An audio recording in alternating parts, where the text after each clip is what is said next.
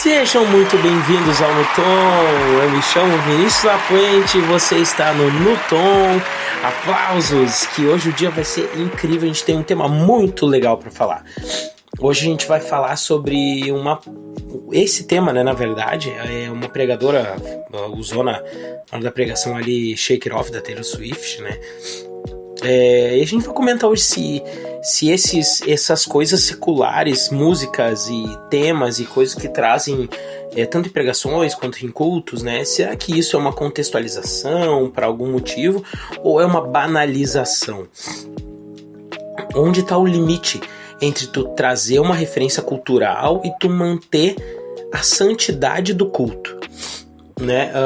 Será que tu se sentiria edificado se alguém cantasse um trecho de uma música secular antes de pregar, por exemplo, né?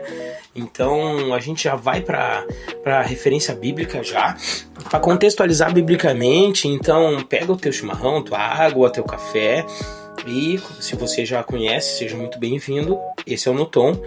E vamos para a base bíblica, a primeira base, Romanos 12:2. Se você quiser ler tudo, mas a gente já sabe que é o tradicional, né? Não vos conformeis com este mundo, né?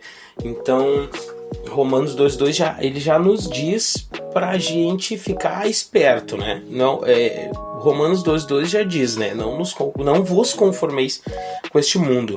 Só que daí a gente vai lá em 1 Coríntios 9:22. Paulo se fez de tudo para com todos, para ganhar alguns. Uma contextualização com propósito, né? Filipenses 4:8 diz: pensai em tudo que é verdadeiro, puro, amável e de boa fama, né?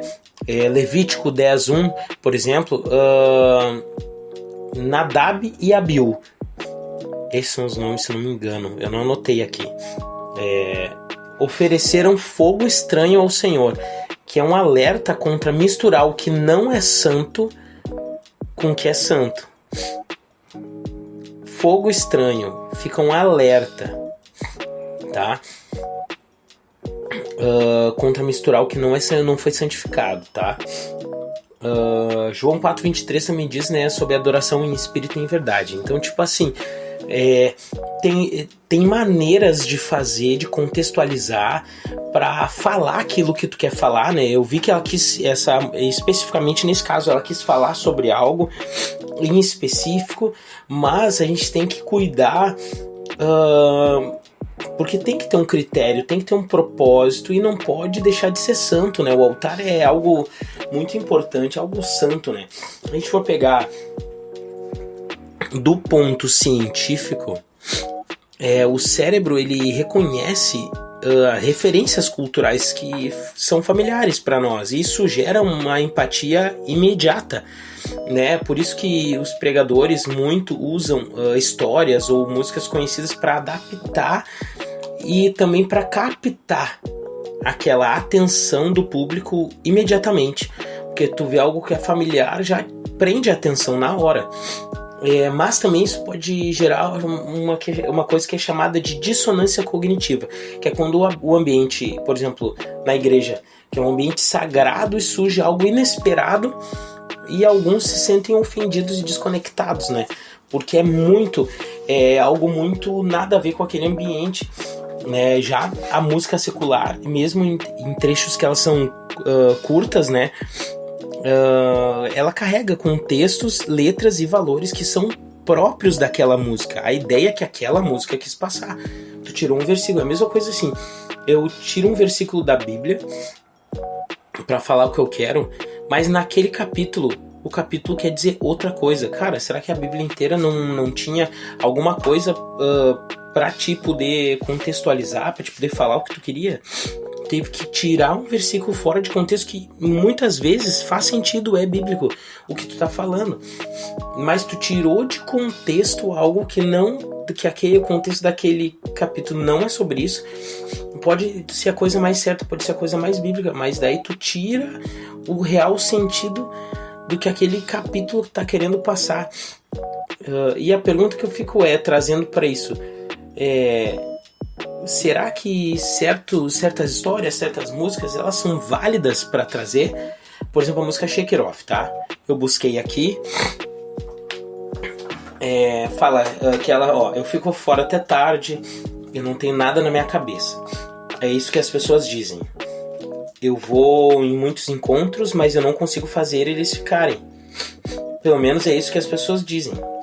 Mas eu continuo seguindo em frente, não posso parar, não vou parar de mexer.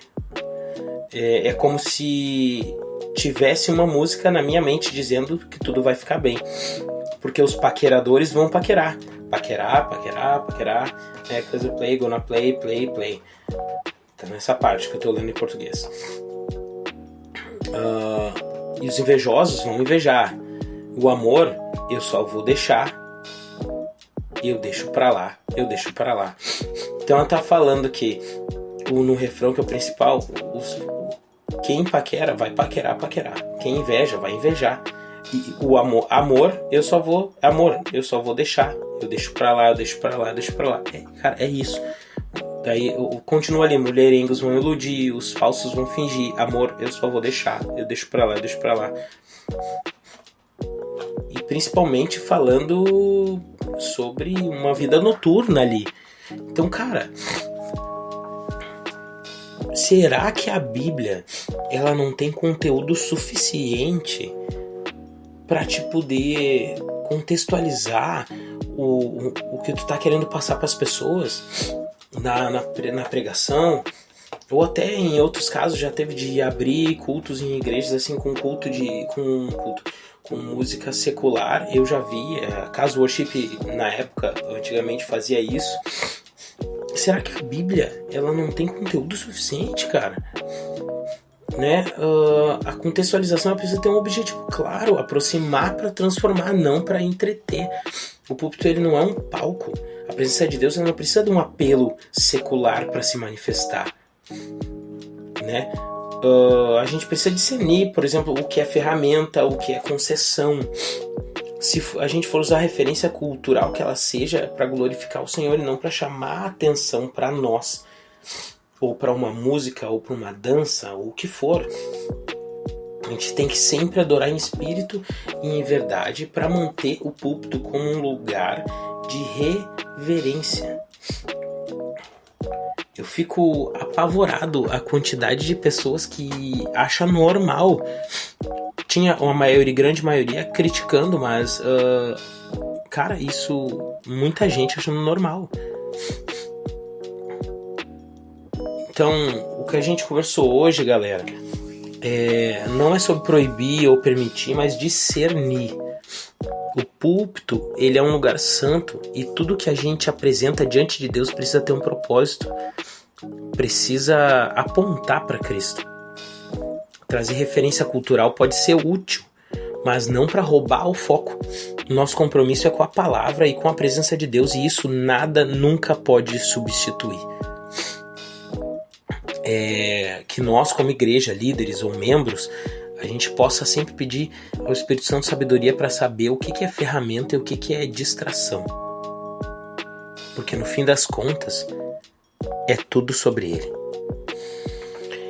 Bem, e depois desse breve episódio, né, eu já vou deixar aqui um spoiler do próximo, né?